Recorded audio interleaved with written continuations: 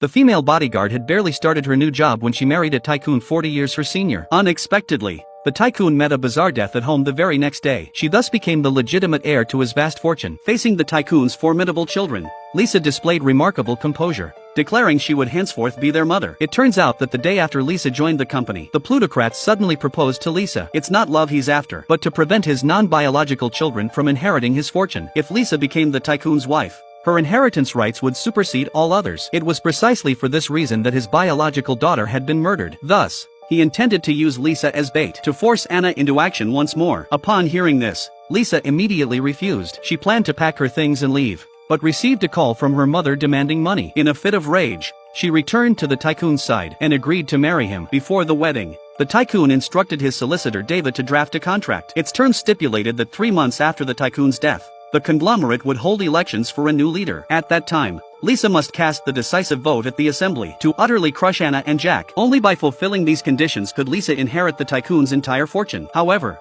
Lisa herself must carry out the tycoon's death. The euthanasia procedure would be fully recorded. Should Lisa breach the contract, David would personally hand the footage over to the police. The following day, the pair entered the registry office and became legally wed. 3 months later, the board meeting would formally convene. Before then, David arranged for Lisa to stay in Wuchang, a remote town accessible only by car, not train. It was the perfect place to lie low. After all, once Anna and Jack learned of the new heir, they would undoubtedly hire assassins to hunt Lisa down. Wuchang wasn't merely a hiding place, it was the ideal location to set a trap for their counterattack. For security, David had also prepared a new identity for her, Lucy, an ordinary nursery school teacher. Wuchang was chosen because it produced the tycoon's favorite strawberries, and the delivery boy happened to be a local. Shortly after the boy left, the tycoon suddenly collapsed in his private chamber. Doctors had originally estimated he had 6 months left, now had but 3 months left. The doctor's words were overheard by a nurse lurking outside the door. She immediately relayed the news to Anna. Anna then contacted a journalist. On the surface,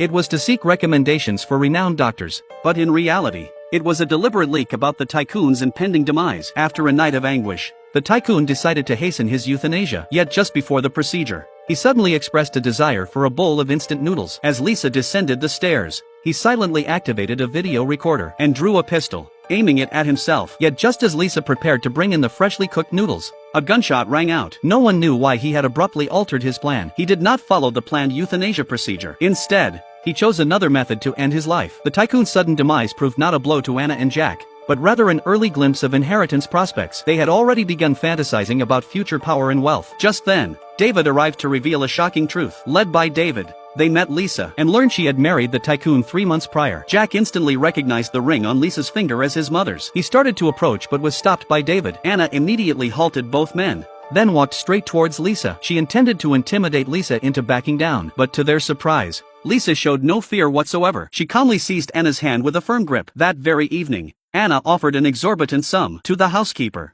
Jenny, demanding Lisa be detained for a week. She promptly relayed this plan to the chauffeur, intending for them to act in concert. Iola, eavesdropping outside the door, overheard their conversation and relayed the information to Lisa immediately. By then, Jenny had already laced the coffee with sleeping pills, while the chauffeur prepared to ambush her from behind. Yet Lisa detected something amiss merely by sniffing the brew, terrifying both accomplices. She then flung the coffee in the housekeeper's face and deftly overpowered the chauffeur. With the threat neutralized, Lisa departed the scene. The butler rose to pursue her in the spare car, but they hadn't anticipated Ella tossing the keys directly into a boiling pot before their eyes. Left with no choice, they informed Anna they'd failed to detain Lisa. Upon learning Lisa was heading to the airport, Anna immediately dispatched men in pursuit. Lisa had barely arrived at the airport when Anna's men closed in. Unbeknownst to them, Lisa had already changed into a fresh set of clothes and quietly boarded a coach bound for Wuchang. Just prior to this, she had met David at the airport, obtaining an ID card under the name Lucy, along with a bank card and a sum of cash. Upon reaching her destination, the person who came to meet Lisa was none other than the boy who delivered the strawberries. For the next 3 months, Lisa's survival would depend entirely on her own wits.